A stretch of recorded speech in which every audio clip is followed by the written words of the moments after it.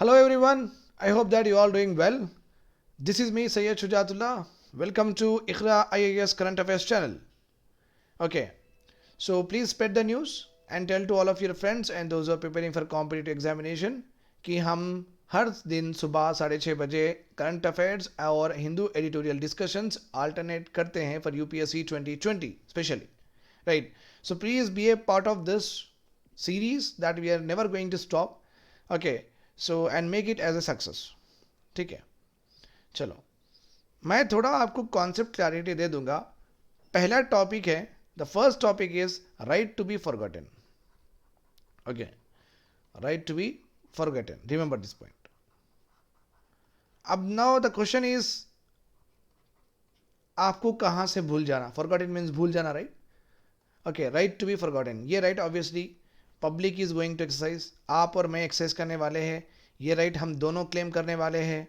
ठीक है, against against anyone, against anyone. Like ये anyone could be a individual और anyone could be a institution. Institution government भी हो सकती, या यहाँ पे individual is nothing but private person. Private person, okay, private person. So right to be forgotten, आपका ये राइट है कि आपको भूल जाना. द क्वेश्चन इज कहाँ से. This is very very important. And आप किससे ये रेमेडी चाह रहे हैं, from where, from home you are asking this remedy. आप रेमेडी चाह रहे हैं any other person apart from you और फ्रॉम द इंस्टीट्यूशन और गवर्नमेंट. ये दोनों से आप रेमेडी चाह रहे हैं. ये दो लोग आपको भूल जाना. ओके सर, आप भूल जाना बोल रहे हैं, बट आप बोल रहे नहीं कि क्या भूल जाना, राइट.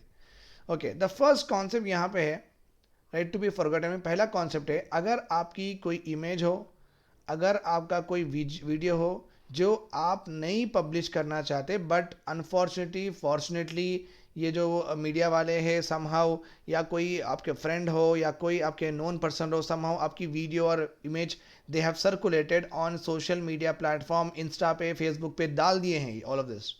ओके, और आपको पसंद नहीं आ रहा है, तो आप जा सकते हैं कोर्ट को. आप कोर्ट जाके ये बोल सकते हैं, मेरे जो भी वीडियोस एंड इमेजेस चल रहे हैं ट्विटर में, फेसबुक पे, इंस्टा पे, ये मैं नहीं चाहता हूँ या मैं नहीं चाहती हूँ ये यहाँ पे आए. अगर कोर्ट आपके अगर कोर्ट आपके whatever the reasons you are given, अगर वो एप्ट है, एप्ट है, और वैसे भी ऐप की भी ज़रूरत नहीं है, आपकी इन्फॉर्मेशन है which is not, it should not be interest of anyone, right, it should not be interest of anyone. तो आपको कोर्ट ऑर्डर देगी, ओके, कि हाँ ये सब आपके यहाँ से निकाल दो.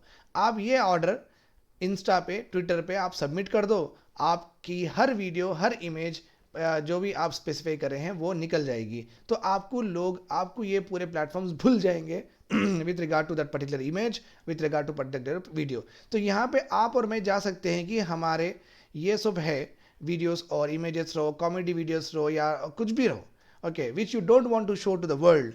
आप बोल सकते हैं कि निकालो. आपके without your knowledge someone has uploaded it and it is going viral, and it is going what, viral. So this is, ये यहाँ से आपको रेमेडी होना चाहिए, यहाँ से आपको remedy. This is the first one. ये हो गया remedy against A private individual, against apart from you. अगर कोई ऐसा करे तो आप ले सकते हैं रेमेडी, ठीक है. और एक है जो आप गवर्नमेंट से भी चाह रहे, जो आप जुडिशरी से भी चाह रहे, जुडिशरी से भी चाह रहे. चलो मैं हूँ, ओके, मैं एक नारकोटिक केस में पकड़ा गया, नारकोटिक केस में पकड़ा गया, बट ये केस में मैं एक्विट हो गया. ओके, मेरा ट्रायल हो गया, मैं एक्विट हो गया. एक्विट इन द सेंस मैं बाइज्जत बरी हो गया, मैं बाइज्जत बरी हो गया. तो मैं जब भी अर्जी डाल रहा हूँ, जब भी मैं पिटीशन डाल रहा हूँ कोर्ट में, देखो सर मेरा तो ट्रायल हुआ है, हर चीज़ हो गई है, मैं एक्विट हो गया हूँ, मैं बाइज्जत बरी हो गया हूँ, अभी मेरा नाम आप इरेज कर दीजिए हर रिकॉर्ड से. आपके पास जो भी रिकॉर्ड से डॉक्यूमेंटेड मटेरियल है मेरे नाम का, ये केस रिलेटेड आप रिमूव कर दीजिए, क्योंकि ये मेरा रेपुटेशन टार्निश करेगा, ये हमेशा के लिए रह जाएगा. सो जो था ही नहीं, आप क्यों रख रहे हो अननेसेसरी, राइट. तो ये दो रेमेडीज चाह रहे हैं. This two remedies are being asked nowadays and it has now become right to be forgotten. RTBF has now become a buzzword. It has now become a buzzword. Remember this one. The total concept revolves here. देखो आप, okay.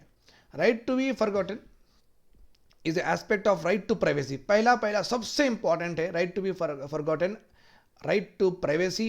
Again article 21 आ गया है यहाँ पे. Article 21 right to life, right to life में right to privacy भी है, अभी राइट टू प्राइवेसी के अंदर आपको आ गया है right to be forgotten. Are you able to understand हम क्यों बोलते हैं constitution is a living document? Because ये हमेशा जिंदा है, इसमें मॉडिफिकेशंस होते रहते हैं, ब्रीथिंग करती रहती है constitution. Okay, so various judgments will modify the constitution. देखो कॉन्स्टिट्यूशन को मॉडिफाई करने के almost you might have learn in your like total preparation की पार्लियामेंट ही कर सकती। This is actually wrong. Okay, parliament apart from parliament even judiciary can modify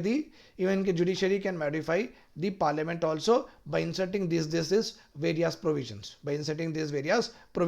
तो ऐसा नहीं है कि खाली पार्लियामेंट कॉन्स्टिट्यूशन को मॉडिफाई कर सकती।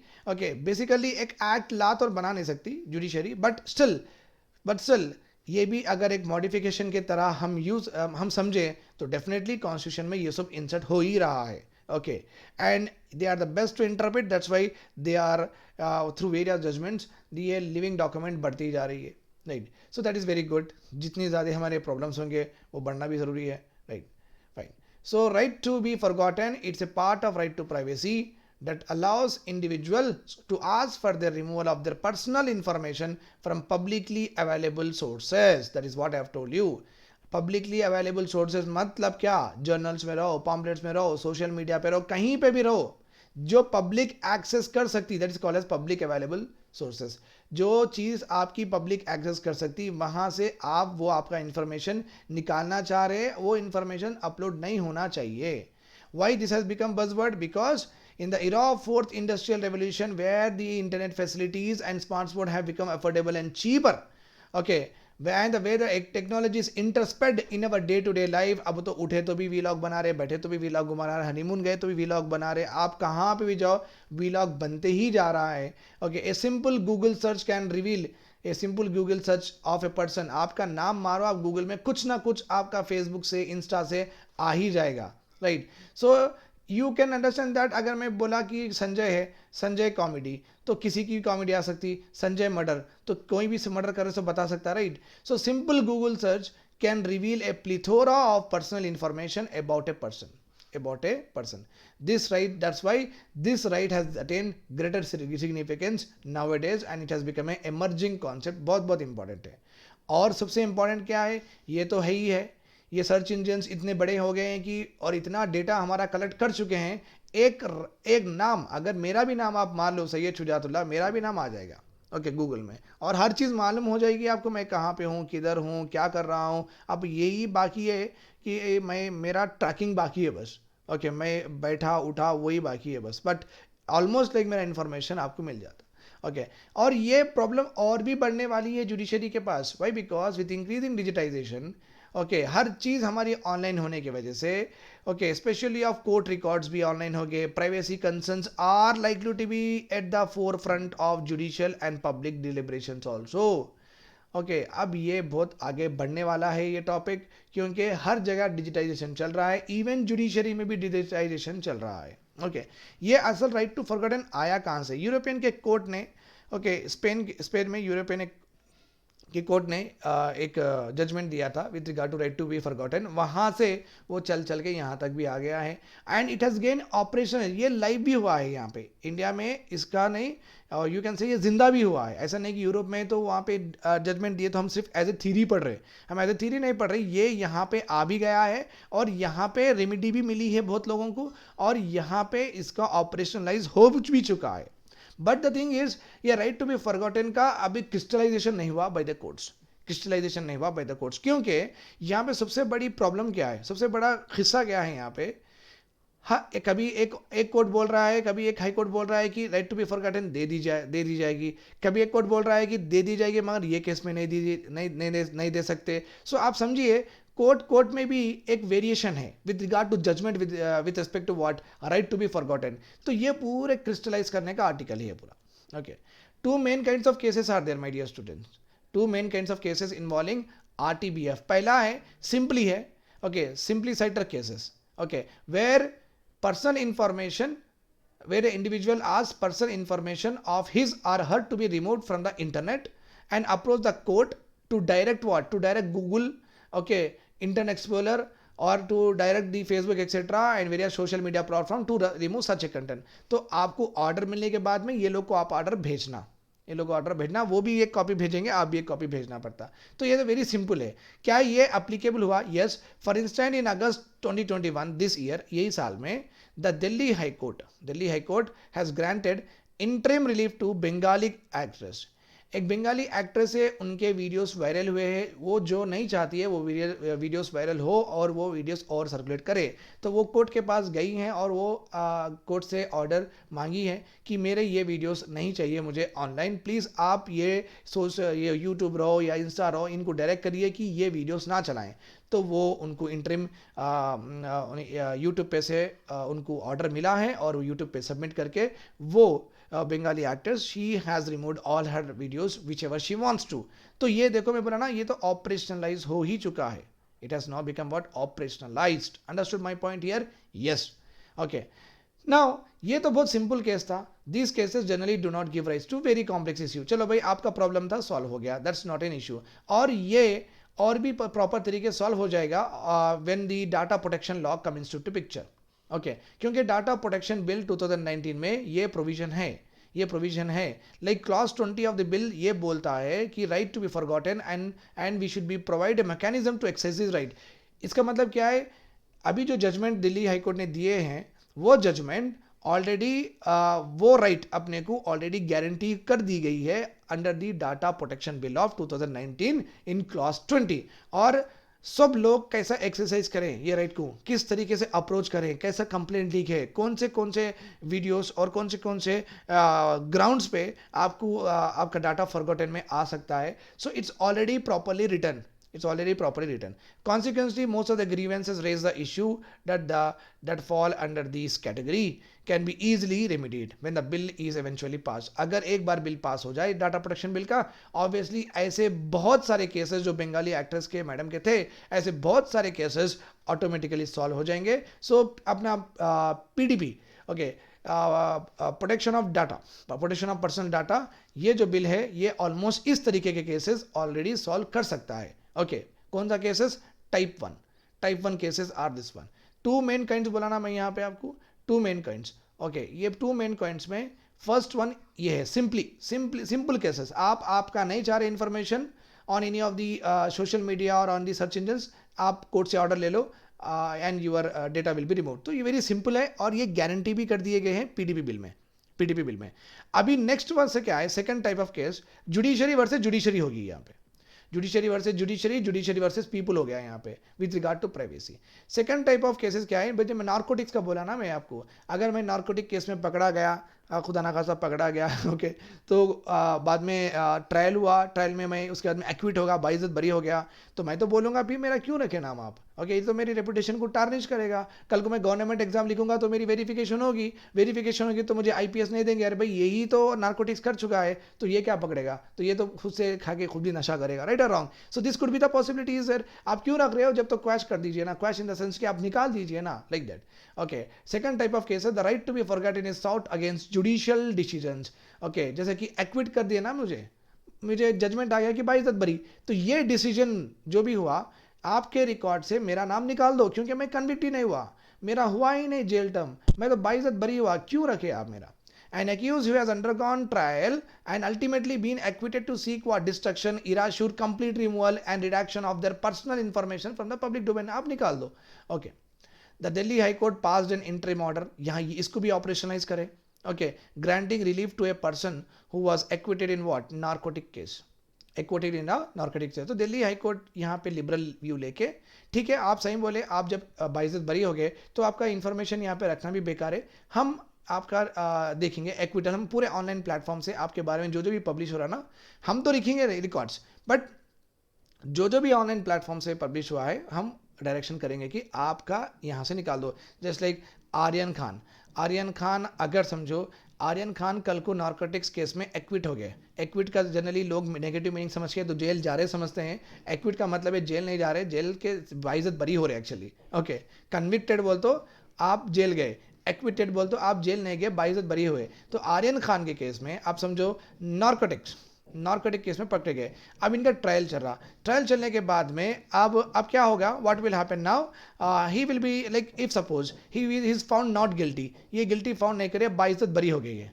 बाइज्जत बरी हो गए, then Shahrukh Khan will file a case, will file a right to be forgotten, he will file a petition in what court, उसके बाद में because एक्विट हो गए, so he will make sure that Shahrukh Khan ये करेंगे कि मेरे बेटे का नाम कौन से भी सोशल मीडिया प्लेटफॉर्म है, अगर आर्यन खान नार्कोटिक्स का जो रिलेशन, ये दो वर्ड्स कभी नहीं मिलना, और ये दो वर्ड्स कभी नहीं मिलना, ये पूरा प्रोसेस नहीं मिलना, कहाँ पे पकड़े गए थे, किधर पकड़े गए थे, कितना मिला था, क्या मिला था, कहीं पे सोशल मीडिया प्लेटफॉर्म नहीं मिलना.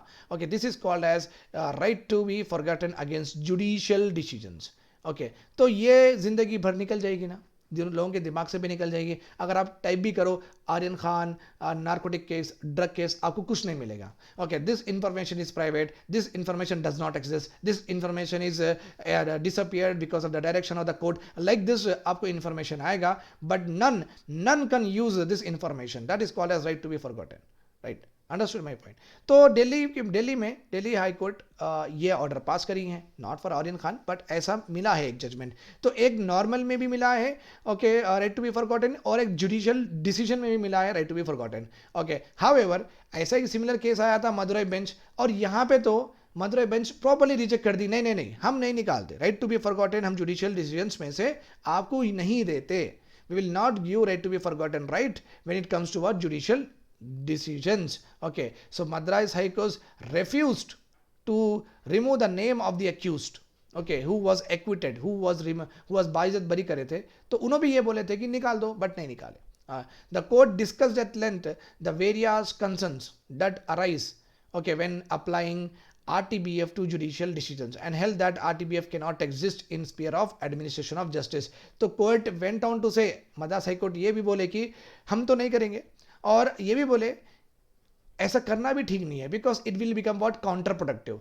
ऐसा भी हो सकता है कि लोग करते जा रहे हैं और अरे भाई हम तो फॉरगॉटन हो जाएंगे, तो it actually promotes few evils, because कल को अगर सही में भी because of lack of evidence एक गलत इंसान भी बाइज्जत बरी हो गया, ओके, और उसका नेम ही पूरा निकल गया, राइट, तो आपको पता नहीं चलेगा ना कि भाई ये केस में ये इन्वॉल्व था या नहीं था. तो थोड़ी तो छवि मालूम होती थी अगर ये केस में इन्वॉल्व था कि चलो भाई इनका रिलेशन था, तो कुछ ना कुछ तो था, okay, what ever it is. तो कंपनी खराब थी होंगी या कोई ग्रुप खराब था होगा, नहीं कि आप जेन्युइन भी हो सकते, that's not a case, but Madras high court has clearly told that मुझे नहीं बोलना, okay, we are not going to give right to forgotten against what judicial decisions. तो मद्रास हाई कोर्ट ने रिट्रैक्ट कर लिया. तो एक हो गया Delhi high court which has given right to be forgotten for judicial decisions, एक हो गया Madurai bench of Madras high court, ये बोले कि हम नहीं देंगे. So two high courts have given different opinions, okay, with regard to the same matter, with regard to the same aspect. So that's why it is very important that all across the country all high courts should follow the proper norms or not. Yes, and whose duty is there to do this? It is a duty of Supreme Court to make a proper propaganda, to make a proper proforma, to make a proper format, okay, on which right to be forgotten decisions to be taken off. Because एक case में एक को justice मिल गई, दूसरे case में नहीं मिली, this is wrong. Okay, injustice between two is again injustice. Okay, injustice between two is again a injustice. Remember this point. तो ये जो दिल्ली वाला जो केस था उसमें तो वो बंदा बल्ले बल्ले खुश है बिकॉज उसको तो नाम निकाल दिए. अब मद्रास में जो हाई कोर्ट में जो बंदा था एक्विट हुआ था उसको तो प्रॉब्लम हो गई, तो he will go and file a case, no right to equality मेरी इन्फ्रिंज हो गई, बिकॉज उनको दिए मुझे नहीं दिए, that particular thing will come. You have given to him, why not me, like that the question will come और not.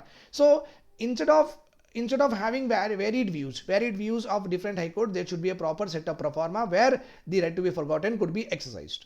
ठीक है, चलो, what needs to be done as judgments are varied and remedy is also important. Remedy बहुत जरूरी है, चाहिए, we want the remedy, okay, but judgments are varied. What need to be done? Okay, किसी को मिल रहा है, किसी को नहीं मिल रहा है. SC need to work out a new privacy policy. If anybody is not able to see this particular part, this is nothing but privacy policy लिखे वाला है यहाँ पे, privacy policy. Madras High Court recognized the need for a proper policy to address this issue. Madras high court ने अपने judgement में बोला है कि एक प्रॉपर पॉलिसी होनी चाहिए to address the issue of what right to be forgotten. Uniform standards have to be followed across all high courts, okay, otherwise it will become what counter productive, which I have just explained you. The Supreme Court is the best place to come up with such a privacy policy in consultation with High Court and legal fraternity. So Supreme Court का काम है कि new policy आप लेके आओ. It is important that judiciary should not wait the passage of PDP bill. Okay अब judiciary देखो, एक judiciary justice system ever living है, एवर ग्रीन है. ओके यहाँ पे केसेस ऐसे आते रहेंगे. अब पीडीपी बिल कब पास होगा, डिबेट कब होगी, कब एक्ट बनेगा, 2 महीने लगेंगे, 4 महीने लगेंगे, तो आप जब तक वेट मत करो. ओके आप खुद की एक प्रॉपर पॉलिसी ले लेके आ जाओ and according to that particular policy आप डिसीजंस दीजिए. अरे हाई कोर्ट पूरे डिसीजंस इस तरीके से डिसीजंस देना जरूरी है. ओके बिकॉज ये जरूरी भी इसलिए है, पीडीपी ओके बिल में क्लास 36 ऑल्सो सेज दैट अगर किसी कोर्ट को किसी का पर्सनल इंफॉर्मेशन चाहिए, अगर किसी कोर्ट को किसी का पर्सनल इंफॉर्मेशन चाहिए, okay and this PDP bill will exempt it. This PDP bill will not be applicable in discharge of what, in exercise of any judicial function. अगर जुडिशरी से कुछ ऑर्डर आया कि मेरा पर्सनल इंफॉर्मेशन निकालना है, PDP bill मैं नहीं दूंगा, ऐसा नहीं हो सकता. अगर जुडिशियल डिसीजंस में अगर as a witness, as a convict, as a accuse मेरा इंफॉर्मेशन अगर निकाल रहे हैं कोई भी इसको के जुडिशरी ऑर्डर देके निकाल रहे हैं, then I can not say don't take my what information on the grounds of PDP, ऐसा नहीं बोल सकते मैं, right. So already courts are exempted in PDP bill itself under clause 36 that this PDP bill will not be applicable to any courts. Okay, judiciary should decide and recognize a person right to be forgotten in the concept of judicial decisions also. Whatever mechanism they are going to put in, it has to be placed to be accessible to all section of society. ऐसा नहीं कि आर्यन खान के शाहरुख खान के पास पैसे है तो वो कर लेंगे आरटीबीएफ, मेरे पास पैसे नहीं है तो मैं नहीं कर सकूंगा. तो ये प्रिविलेज बेस नहीं होना चाहिए, इतना प्रिविलेज मत बनाओ ये are right to be forgotten कि बड़े बड़े लोग ही इसको एक्सरसाइज कर सके. आपके और मेरे जैसे लोग हमारे जो वीडियोस वायरल होते हैं, अच्छे रहो या बुरे रहो, ओके बदकिस्मती से कुछ एक्सीडेंटल खराब शराब वीडियो भी आ ही जाते हैं, तो लोग उसको कैप्चर करके चलो ट्रोल करना शुरू कर देते हैं. अगर वो वीडियो ही नहीं रहा, वो इमेज ही नहीं रहा, तो आप क्या ट्रोल करोगे, राइट और रॉन्ग. सो ट्रोलिंग बंद हो जाएगी तो आपको मेंटल ट्रॉमा, मेंटल पीस आपको मिल जाएगी, वो भी है part of right to life also is there. So what the way forward is, what the author was saying, ये तो way forward था. See remember this point, ये पूरा way forward है, this is all way forward, ये पूरा way forward ही है. Okay, and next slide is also way forward, this is also way forward. Okay, तो ये बोल रहे हैं सुप्रीम कोर्ट से ये एक्सपेक्ट कर रहे हैं ऑथर कि आप जब लेके आ रहे हैं राइट टू बी फॉरगॉटन का एक पॉलिसी जब आप लेके आ रहे हैं, मेक श्योर दैट ये सबको एक्सेसिबल हो. खाली अमीर क्लास, खाली प्रिविलेज क्लास को इनको ही एक्सेसिबल नहीं होना. That is again become what wrong. Okay it is necessary for a judiciary to adopt a cogent very clear privacy policy for itself. उनके लिए ही जरूरी है पहले बात, क्योंकि वो लोग ही अलग अलग डिसीजन दे रहे हैं ना. तो for them it is more important than anybody else. It is more important than anybody else. Okay, so this is all about judiciary and etc. Now we are going ahead with very important topic, fertility rate and its impact on demographic dividend and its impact on economic growth. Okay, अभी हम पढ़ेंगे. थोड़ा ये data है, आप देख लेना चाहिए, बहुत इंपॉर्टेंट डेटा है, right. Is decreasing fertility rate good for economy? ये मेरा क्वेश्चन है आपसे, ये भी हिंदू एडिटोरियल में आया था. National family health survey. Okay पहली बात तो मैं फर्टिलिटी रेट बोल देता हूँ. Total fertility rate is nothing but A women in her reproductive age which is like 14 to 45 years. Okay, in a reproductive age, because 45 years women will get menopause, so they cannot produce eggs. So there is no chance of birth of baby. There is no chance of a birth of baby. And 14 years is the apt age she will get mature puberty aa jati hai. Okay, so in her reproductive age, how many babies are being produced by her? Okay, not by her, but by the couple. Okay, ये जो बीच में 14 से लेके 45 साल के बीच में कितने baby born कर रहे हैं women, that is called as total fertility rate. Okay, National Family Health Survey places the total fertility rate at 2. Okay, पहले हमारा 2.7 था, like almost 3. Every woman in during her reproductive age was actually producing almost 3 babies. Now it has decreased to 2. ये 2 आना बहुत जरूरी था. Okay, total fertility rate, it should be 2. Why? Because it is going to have the replacement levels. Replacement level is nothing but one of the population stabilization strategy. Population stabilization strategy, replacement level क्या बोलते हैं अपन, population stabilization strategy है ये. इसका मतलब क्या है, 100 लोग जिंदा हुए, 100 लोग पैदा हुए तो 100 लोग मर गए, तो बचे कितने, जितने थे उतने ही हैं, 100 ही बचे. Okay, so with that what happen, resources पे ज़्यादा प्रेशर नहीं होता, लैंड पे ज़्यादा प्रेशर नहीं होता, वाटर पे ज़्यादा प्रेशर नहीं होता, एनर्जी पे ज़्यादा प्रेशर नहीं होता. So we can happily fulfil all the basic needs and improve the quality of living of the people. ऐसा हो सकता. Okay, as I have already given you example in many of my lectures. अगर आपके घर में 3 लोग हैं, okay, if you are having 3 people in your home, अगर आपकी सैलरी 10,000 है, सबको आप अच्छा पाल सकते हैं, आप उनको शेल्टर दे सकते हैं, आप उनको रेशन दे सकते हैं, आप उनको ट्रांसपोर्टेशन दे सकते हैं.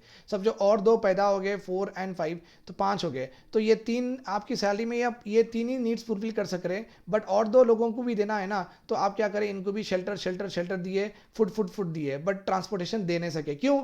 Because as the number of people increases in your house, okay, your standard of living, instead of increasing, what will happen, you will try to satisfy what, minimum basic needs of new population, minimum basic needs of newborn child, right or wrong. पहले सबको food and clothing देना है, तो आपका ध्यान पूरा वहीं पे चल जाएगा. अगर आपको पैसे कम पड़े तो आप क्या करेंगे, दूसरे बच्चों पे जो खर्चा पहले कर रहे थे वो खर्चा निकालेंगे, आप वहाँ से निकाल के ये पूरे करेंगे, राइट और wrong. So it is very important. Population pressure on various resources of the country अगर डिक्रीज करना है तो आपको फर्टिलिटी रेट्स कम करना था, अप टू 2%, अप टू 2 आना था. Means women in a reproductive stage phase should bear only 2 child, यहाँ तक आना था. Okay, and if India has achieve this, then we have achieve a replacement level. तो हमें कोई टेंशन की बात नहीं है. We are going towards what, population stabilization.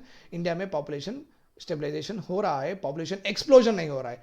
Explosion का मतलब है birth rate is higher than what death rate, ज़्यादा पैदा हो रहे हैं, मर रहे कम. This is called as a population explosion. This is not good for a economy, and this is not good for a economy which is like a developing economy like India, developing country like India, and this is not good for a economy which is having what, a population of our size, because this, okay, population and the given resources will not match, and it will lead to what, more exploitation, more harm to the environment. Okay, फिर chemical fertilisers use करेंगे, बड़े बड़े गलत methods of non eco friendly methods use करेंगे to satisfy the demand of the population. तो ये होगा. Okay, right. Due to many young people the population will continue to grow, but replacement level fertility is a significant milestone in the demographic history of our country. पहली बार ऐसा हुआ कि हम 2 पहुंच गए, बिकॉज ये 2 पहुंचना भी इंटरनेशनल स्टैंडर्ड है माय डियर स्टूडेंट्स. ओके, बहुत, ये तो इंटरनेशनल स्टैंडर्ड, ये तो बोल दी जाए across the world, it is a prescribed norm है, ये तो स्टैंडर्ड नॉर्म है कि अगर एक कंट्री का फर्टिलिटी रेट 2 पे है, इसका मतलब वो कंट्री बेहतर कर रही है और कंट्री आगे भी बेहतर और अच्छा करेगी विद रिगार्ड टू इकोनॉमी. तो हमारे पास और एक भी इंपॉर्टेंट क्या है, we are also having what, demographic dividend. हमारे पास क्या है, डेमोग्राफिक डिविडेंड बोल के भी एक चीज़ है. What is the demographic dividend, let us see that. Okay, right, demographic dividend. Okay, demography means what my dear student, demography का मतलब है स्टडी ऑफ पॉपुलेशन ग्रुप्स. यहीं पे मैं एक कॉन्सेप्ट भी बोल दूंगा, please remember the concept very well. Study of population groups, fine. Okay, अब पॉपुलेशन ग्रुप्स क्या है, एक तो चिल्ड्रन है, एक तो अडल्ट हो गए, ये लेस देन 18 ईयर्स वाले हैं, ये 18 to 60 ईयर्स वाले हैं, एंड ओल्ड एज, ये हो गए 60 years. Remember, and one more general knowledge information I will give you today. Please do remember that. Less than 28 days अगर बेबी है, हम बोलेंगे नियोनेटल बॉय, बेबी बोलेंगे. लेस देन 1 ईयर अगर कोई बेबी है, वी बोलेंगे, we call it as infant. अगर लेस देन 1 to 18 ईयर्स है, हम बोलेंगे चिल्ड्रन. 1 to 18 ईयर्स चाइल्ड बोलेंगे. और यहाँ से 11 to 18 ईयर्स, इसमें ही 11 to 18 years we call this age as adolescent बोलेंगे हम, we call this age as adolescent. और 18 to 24 we call it as youth age में है आप. 24 to 59 we call it as what, adult age group. And 60 to 80 we call senior citizen, and above 80 years जो भी है we call them as very senior citizen. तो ये एक general knowledge है, please make a note of it. ठीक है, अभी देखिए, now remember that very very important, in a country adult population is more required, adult population ज़्यादा होना चाहिए, because childrens, okay, they are not physically fit first of all to do work, and first of all they don't know what is right, what is wrong, okay, and they are not having any skill इम्पार्टेशन अभी नहीं हुआ है, बच्चे school में जा रहे हैं तो वो काम भी नहीं कर सकते, एज अ स्किलफुल काम भी नहीं कर सकते, और फिजिकली फिट भी नहीं है, और उनका चाइल्डहुड है ये, उसमें आपको नॉलेज गेन करना है, राइट। और बूढ़े, ओल्ड एज है, ओल्ड एज इनको फिजिकली फिट नहीं है, though they are skill, they are not physically fit to sit for 8 hours and 10 hours to do the job in industry और in the service sector, not possible for them. So ये दो भी, ये दो जो category है ना, ये दो जो कैटेगरी है, this category will be dependent on what adult for their needs and wants. ये किस पे डिपेंड होते हैं? For their needs and want, they depend on what, they depend on adult population. जैसे कि मेरे मम्मी डैडी है, my mom is there, my father is there, okay, father got retired, mom तो हाउसवाइफ थे पहले से ही, तो मैं और मेरे भाई है दोनों, तो हमारे ऊपर ये दोनों भी डिपेंड रहेंगे और हमारे बच्चे भी डिपेंड रहेंगे, राइट और wrong? So are you getting my point? तो अब देखिए मैं यहां से आपको कहां पे लेके जाता हूं, राइट, रिमेंबर दिस पॉइंट। अगर कोई, okay, if the adult population is less, okay, it will impact the economic growth. देखो कितना दूर चले गए हम, it will impact the economic growth, okay. ये सर ये कैसा हो गया?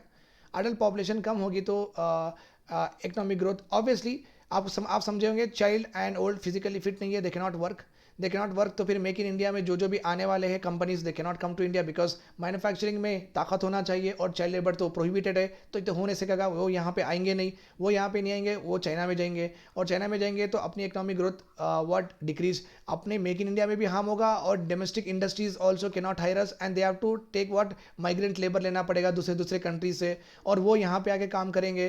तो you can understand that this is a vicious circle, जो कि बहुत बुरी है, ये तो एक बहुत बुरी सर्किल होगी, ओके। अनदर इंपॉर्टेंट रीजन, और एक चीज मैं क्या बोलूंगा आपको, अगर डिपेंडेंसी रेशियो ज्यादा है, if the dependency ratio is more, then also if the dependency ratio is more, economic growth कम होगा। सर ये कैसा रिलेशन है सर? देखिए यहाँ पे डिपेंडेंसी रेशियो किसको बोलते हैं? when like the percentage of children and old age people, the percentage of children and old age people with respect to what? Adult population, remember this point. So this will decide what dependency ratio. अगर children and old age, okay, with respect to what? Adult population, अगर ये इनका ज़्यादा है number, इनका कम number है, okay, then economic growth कम होगी। Remember this point again and again, saying very very important concept. अगर children and old age का नंबर ज़्यादा है when compared to adult population, then economic growth less होगी। Now let us take one example. देखो अपने India में child population 9% है, okay, old age population 12% है, okay, 9 and 12 you like 21, let's suppose 21, 80% adult है, 80% अडल्ट है, राइट। तो अभी देखिए आप, I tell you dependency ratio, right. Now you see mother and father, okay, mother and father, they are both are young, and father is working, and I am also working, and two sons, son 1 son 2, both are working, okay, और एक बच्चा है, छोटा बच्चा है घर में, and he is not working, he is less than 18 years, third one, okay, daughter you said, daughter is less than 18 years। तो यहाँ पे 3 लोग कमा रहे हैं, 3 लोगों के पैसे, let's suppose all of them are earning 1 lakh rupees, okay. तो 3 लोग कमाने की वजह से डिपेंडेंसी ओनली मॉम की है और डॉटर की है, राइट। तो ये दोनों को पूरे घर के खर्चे 50,000 रुपये होंगे, और रेस्ट 50,000 जाएंगे बैंक को, ओके, बैंक में डिपॉजिट करेंगे as a FD. So bank will channelise this into investment से नीडी बोरोवर्स को लोन मिलेगा, फिर लोन से क्या होगा? न्यू इंडस्ट्रीज, न्यू एक्सपेंशन होगा, न्यू प्रोडक्शन होगा, सो इकोनॉमिक ग्रोथ इंक्रीज होगी, राइट और रॉन्ग? इकोनॉमिक ग्रोथ इंक्रीज होगी, remember my point here. Now अभी देखिए आप, okay, now what is happening, अगर समझो ये भी छोटा बच्चा है, फादर की, उनकी अकेले की उनकी इनकम है, उनकी इनकम सब लेट सपोज 1 लाख है, सेम है 1 लाख, इन पूरों को पालने के लिए, इन पूरों को टेक केयर करने के लिए इनके पास 90,000 रुपये हो गए, 10,000 बचे, ओके, या बचे ही नहीं, तो हाउ? ये 10,000 फिर बैंक को जाएंगे, बैंक में जाके इन्वेस्टमेंट, तो यहाँ पे 10 इंडस्ट्री लगा सकते थे, यहाँ पे एक ही इंडस्ट्री लगेगी, सो एक ही इंडस्ट्री से जितना प्रोडक्शन कम होगा, 10 इंडस्ट्री प्रोडक्शन ज़्यादा होगा। So are you getting my point? So अगर डिपेंडेंसी रेशियो ज़्यादा है, ज़्यादा ओल्ड एज, ज़्यादा चिल्ड्रन रहेंगे, सो इकोनॉमिक ग्रोथ कम होगी, क्योंकि इन्वेस्टमेंट कम हो जाएगा, बिकॉज सेविंग्स तो बचेगी नहीं, वो जितने बहुत ज़्यादा डिपेंडेंसी है ना, वो वहाँ पे चले जाएगी, okay, it will go that place. Are you getting my point here, right? Fine. Now अभी देखिए आप, अगर डिपेंडेंसी रेशियो कम है, इकोनॉमिक ग्रोथ ज़्यादा होगी. अगर डिपेंडेंसी रेशियो कम है, economic growth will be more. Economic growth will be more. Okay, this is main theme of our fertility rates. अगर हमारी फर्टिलिटी रेट कम हो गई, फर्टिलिटी रेट कम होने का मतलब क्या है? What is the meaning of fertility rate कम होना? Okay, so means number of childrens, number of babies between 14 to 45 years are they are like they are born very less, born low. Okay, low in number, low in number. तो इस वजह से क्या होगा, अपनी population old age में ज़्यादा जाएगी, राइट और रॉन्ग? ओके, अडल्ट पॉपुलेशन कम हो जाएगी और ओल्ड एज ज़्यादा हो जाएगा. ओल्ड एज ज़्यादा हो जाएगा और ये बच्चे तो अडल्ट, ठीक है, अडल्ट तो हो रहे हैं, बट ओल्ड एज में ज़्यादा रहने की वजह से इन फ्यूचर डिपेंडेंसी रेशियो बढ़ेगी, क्योंकि new youth is not adding. पहले 3 बच्चे ऐड होते थे, अभी न्यू 3 बच्चे पैदा होते थे, अभी 1-2 बच्चे ही पैदा हो रहे. Okay, with that what happen is no new adulthoods. You will not find number of adulthoods in the age group of 18 to 15 years will decrease over a period of time. और बहुत आगे जाके ओल्ड एज ज़्यादा हो जाएंगे, old age ज़्यादा हो जाएंगे, फिर चिल्ड्रन तो रहेंगे भी, तो डिपेंडेंसी रेशियो ज़्यादा हो जाएगी. With that what happen, economic growth and investment will be a problem. Economic growth and investment will be a problem. So that is what is all about this particular article. Okay, यहाँ पे okay, ये लिखा हुआ है, there is a decline spread evenly across the country also, with 29 states and union territories are having total fertility rate of 1.9 less. Okay, all southern states are having total fertility rate 1.7 to 1.8, similar to that of Sweden. So with regard to fertility rates, हम properly western European countries, developed countries के हद तक आ ही चुके हैं. But ये decreasing fertility rate will impact the economic growth in future. आने वाले दिन में old age बढ़ जाएगा. That is the author का assumption है. Okay, even states which has not reached infertility, which has not reached the replacement fertility rates like Bihar and Uttar Pradesh, they seem to be in right direction. आगे जाके ये भी जो poor states है, ये भी आगे जाके replacement levels achieve कर लेंगे. Okay, so there is a data here. Please do remember this if you're writing the state PSC. That's why I mentioned success met with challenge. This is what I have explained to you. Success met with challenge. We are very happy that our replacement level, fertility levels 2.0. We are very happy. But it has created a aging population. Okay, aging population हो जाएगा with shrinking workforce. Okay, बूढ़े ज़्यादा हो जाएंगे, adult जो काम करने वाली workforce है वो कम हो जाएंगे, और it is going to be impacting a lot with the states which are very depends on what migrant labor. Kerala, Tamil Nadu, maximum Kerala Tamil Nadu में माइग्रेंट लेबर ज़्यादा आते हैं काम करने के लिए. अगर एजिंग पॉपुलेशन ज़्यादा हुई तो ये आना बंद कर देंगे, और स्किल्ड पॉपुलेशन आना बंद होगी तो सेमी स्किल्ड पॉपुलेशन से काम चलेंगे. सेमी स्किल्ड बोल तो लोकली अवेलेबल आजू बाजू से जितना भी है उतना ही, जितना आता उतना काम करो भाई बोलते ना, that is called as word semi skill. जितना आता उतना काम करो भाई बोलते ना, this is called as word semi skill. So यहाँ पे यू कैन सी दैट अभी माइग्रेंट लेबर आना, वो बूढ़े हो गए हैं, वो 45 ईयर्स हो गए हैं, अब आना होता अच्छा नहीं रहता. तो बिहार, उड़ीसा, मध्य प्रदेश से they will not come to this states and they will rely on semi skill labour locally available, और प्रोडक्टिविटी कम हो जाएगी. उनका दिन में 100 डस्टर प्रोड्यूस करने की कैपेसिटी जो उनकी थी, उनको जो एक्सपीरियंस था वो एक्सपीरियंस यहाँ पे नहीं आएगा, वो एक्सपर्टीज यहाँ पे नहीं आएगी, और लोकल सेमी स्किल पीपल से वर्कफोर्स से उतना खास नहीं करेंगे. सो ऑटोमेटिकली ओवरऑल प्रोडक्टिविटी और इकोनॉमिक को हार्म होगा. Okay, that is what the author is saying. Thanks a lot for hearing to me. Do write in the comment section. Bye bye, take care, and spread the news that we are coming every day morning 6:30 a.m. Please share to everyone.